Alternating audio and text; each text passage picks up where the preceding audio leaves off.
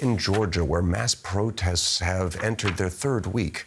The protests are aimed at a government bill which they say will crack down on the media in Georgia's ambitions to join the EU. The EU and the US have urged Georgia to drop the legislation.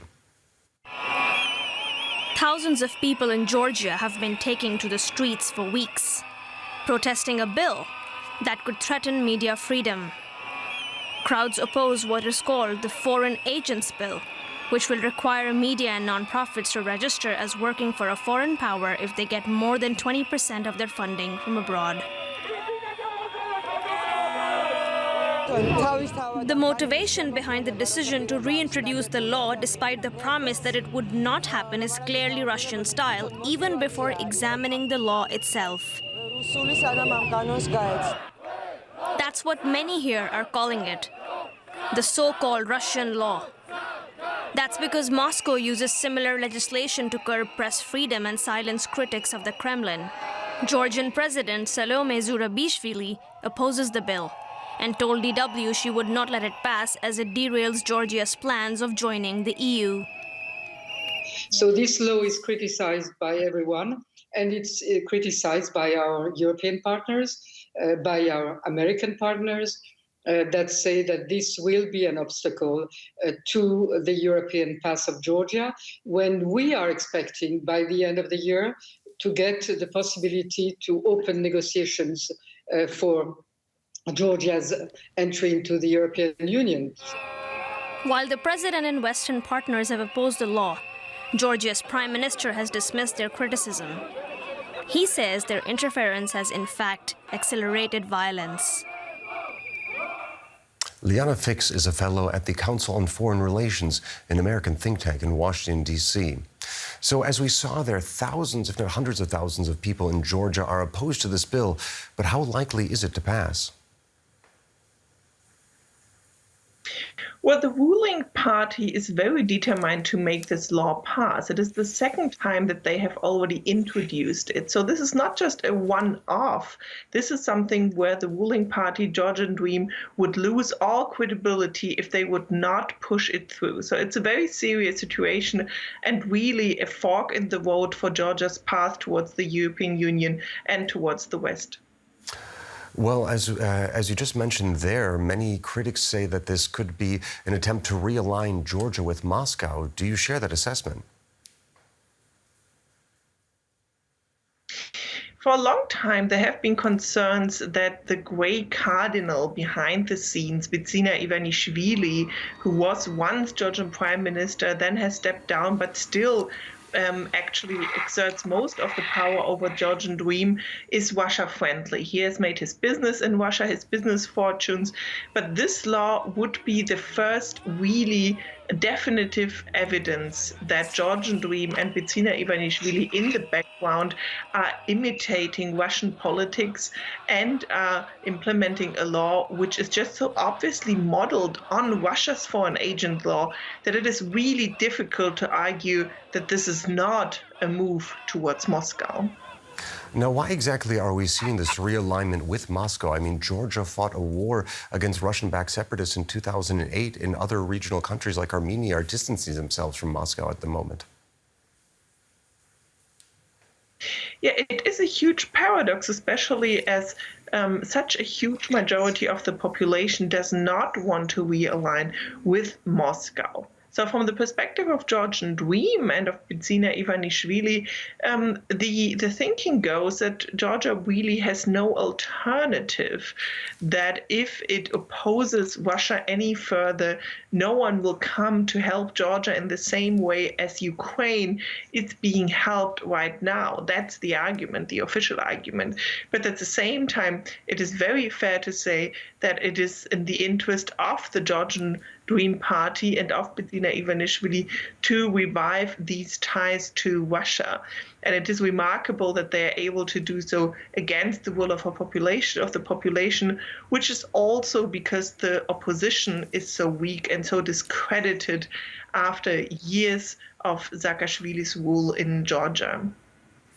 All right, that was Liana from the Council on Foreign Relations, rather. Thank you very much for joining us. Absolutely, my pleasure. Well, let's get an EU perspective on this from Viola von Cramon. She's a German member of the European Parliament for the Green Party. Welcome to DW. I'm guessing you would support the call from Ursula von der Leyen from the European Commission for Georgia's Parliament to change course over this so-called Russian law. Absolutely. We all, I think, there's a big group of friends of Georgia in the European Parliament, and we very much regret the last political developments. I mean, especially this law, but of course, this development lasts already for quite some time, and it does not show the right direction, while Georgia has actually the constitutional obligation to lead this country closer to the EU and to NATO. And of course, with this kind of draft laws or draft bills, you actually obstruct this constitutional obligation. And yes, in the European Parliament, there is a lot of big concern about the European future of Georgia. And why? Explain to us why the EU is choosing to meddle in the affairs of a country that is not a member of the bloc.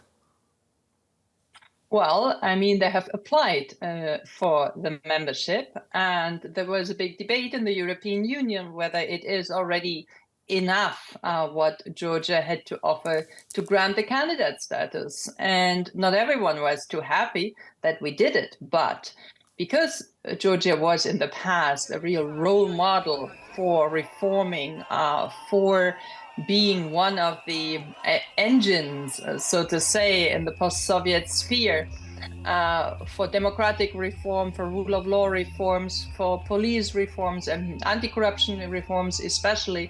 And of course, there is a big part of the society, an overall majority of the society in favor of bringing this country closer to the EU. That's why they actually put pressure on the government, on the ruling party, to submit this application. I don't think that Georgian Dream, the ruling party, was really in favor, but because the civil society, because the society as such is absolutely in favor of becoming a member, they were forced to do so.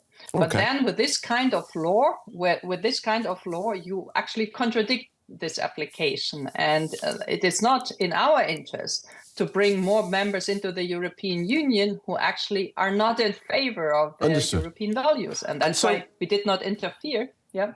And so how far does this support for civil society from the EU go? What can or should the EU do to help?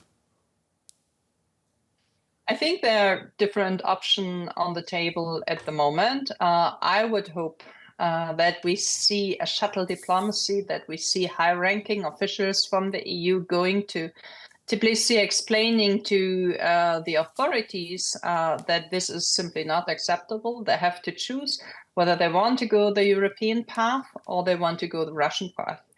And of course, there will be elections soon. I think it should be in our interest to have a large and a very, I would say, comprehensive election observation mission, not just from the OSCE, but also maybe an extra one, backed by the European Parliament, backed by the European Union, to make sure that there will be no massive fraud and manipulation, maybe in favor of the Georgian Dream Party, to make sure that they stay in power, because this is a big danger, and that is what many people are afraid of.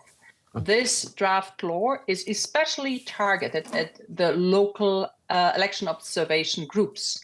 And so we have to make sure the next elections are fair and free. And here I see a big danger. So here the EU could support. We could also support independent NGOs, which then, if they don't register as a foreign agent, they have to pay fines. Okay. To compensate their fines, we can help. So there are many options on the table.